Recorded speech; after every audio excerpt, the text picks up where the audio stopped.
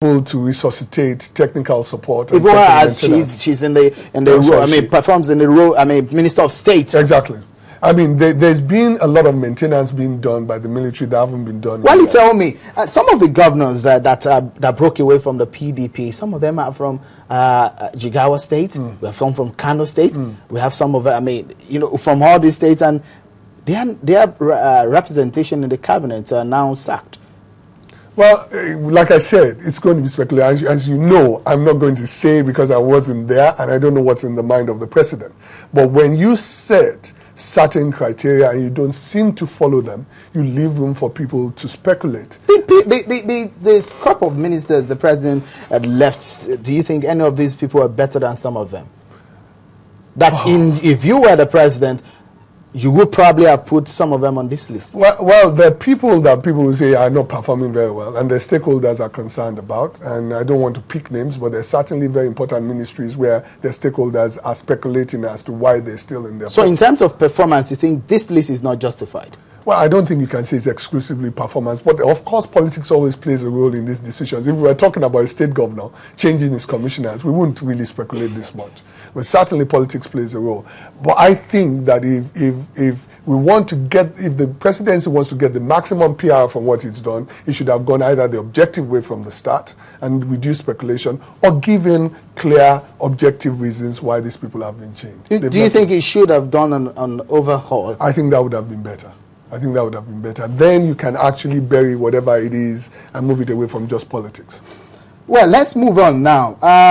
Away from the minister sack, well, River State has not stopped being in the news, well, because of the crisis in the party. What we have seen recently in that state has been a clash between the political players and the police. Well, what we saw was that the police were said to have stopped Governor Chibike Amechi, but they have refuted the claims that it did not stop Governor Amechi from gaining access to the government house. The police spokesperson in the state, Angela Agabe, told Channels Television that the only action taken by law enforcement agents was aimed at preventing the breakdown of law and order at the secretariat of the new PDP.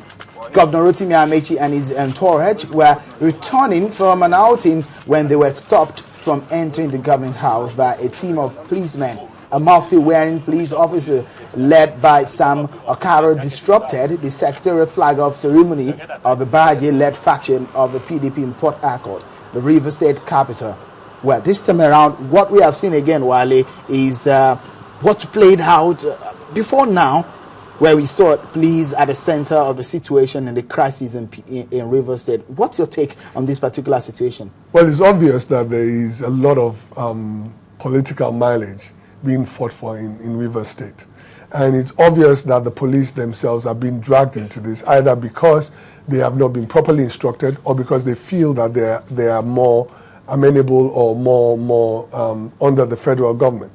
Whichever way it's played out, it's unfortunate that the state governor is not accorded the respect that is. Now we can, from the pictures that you were saying, that's the River State governor, Governor Rotimi Amechi, with Ensign Akimbo walking away. But what we understand is that that is not the only entrance or the exit into the government house. But the River State government claims that that particular entrance is the shortest one into the government house, and Governor coming with his entourage and his guests wanted to gain entrance, and they say where they are actually taking out their orders from their superior. That's what the police were quoted saying at that particular incident, that particular night. But with this situation, give us a sense of what do you think law enforcement agents should be doing in this kind of situation? They should not be dragged into this kind of situation. Do you think this particular situation, the law enforcement have not done the right thing? Well, I think it could have been handled more wisely. I don't think that if you where the governor and the police in the state seem to be at odds, it doesn't send a good signal on law and order. It doesn't send any sense that the governor's authority is respected. It plays right into the debate about whether there should be state police. You know, because if police are actually inserting themselves into what is obviously a political situation, I don't even believe that this is a shortcut or not a shortcut. I mean, there is something political in play. When we saw a reshufflement or kind of redeployment of Commissioner of Police, you know, the Commissioner of Police in Rivers State, the governor have asked for the deployment of the Commissioner of Police in the state. But when we saw a few Commissioner of Police being redeployed, this man's name is clearly missing there. Do you think that the IG of police should have redeployed this man just to douse the attention? I think that is the sensible thing to do. I mean, you can't tell the police what to do, but certainly they have, you see, all of these things plays to something, which is about transparency, in the quality of decisions, in accountability to the people. Whenever decisions are wrapped in all kinds of discretion, and nobody can look at it and say, well, this was the criteria for making the decision, you open speculation, and when you lose the confidence of a major stakeholder like the governor of a state, that is a major problem. It's not a minor problem. And that should never be allowed to fester, because if you lose the governor of the state, then you make it, this is such a powerful role, a critical constitutional role, and the police in the state are not making themselves amenable to the authority. Well, let's take a listen to these, some of what these guys had to say when that situation happened in the state. Take a listen to some of the situation and the reactions of the players in that particular situation. There was the PDP, the splitted PDP unit. They were hosting flag in the secretariat. The police did not go there because of the flags they were hosting. They went there because of the breakdown of law and order, because both groups were fighting. That is why we speedily moved in as to restore peace. We have 5 ways out within that old GRA that the governor can pass to government house. And where the police were blocking did not affect this way out that will lead the governor to government house. I was surprised at the action. It shows the impunity of the Nigerian police that we continue to complain about, and the fact that the federal government has given them authority over the Rivers State government, undermining democracy.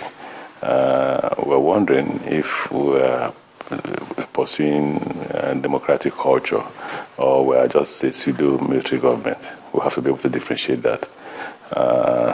I did come down, if you saw the photograph, and I said to the policemen, I'm the governor of Rivers State, can I get into my residence? And they were not ready to let me go in. Nigerians can see for themselves that the police is lying. The brutal force of the Nigerian police, obviously, they appear to have taken sides with the federal government over the 2015 election. If not, why are they behaving the way they're behaving?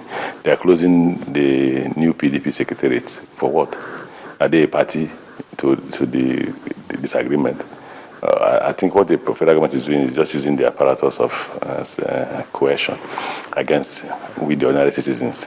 And the earlier the people try to get the federal government to allow democracy to grow, the better for the country. The spokesperson of the police in Rivers State, and also the governor of Rivers State, Rotimi Amechi, reacting to the situation of things. The police said, look, we have not blocked the entrance to, he can still get access to the government house by all that means.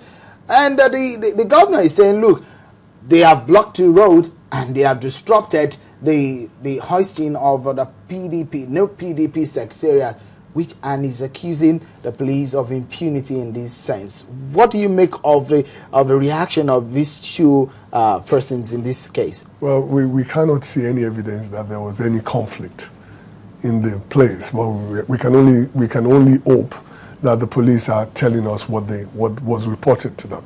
I think that at the same time, wisdom has to prevail. We can't have this kind of politics, and we can't have a major part of our security apparatus being seen as a partisan player in politics. Appearance is very important, and it's very important that people of all parts of this debate can see the police as an independent and objective arbiter in everything. Right now, they have pulled themselves in a place where it can be speculated that they are not objective.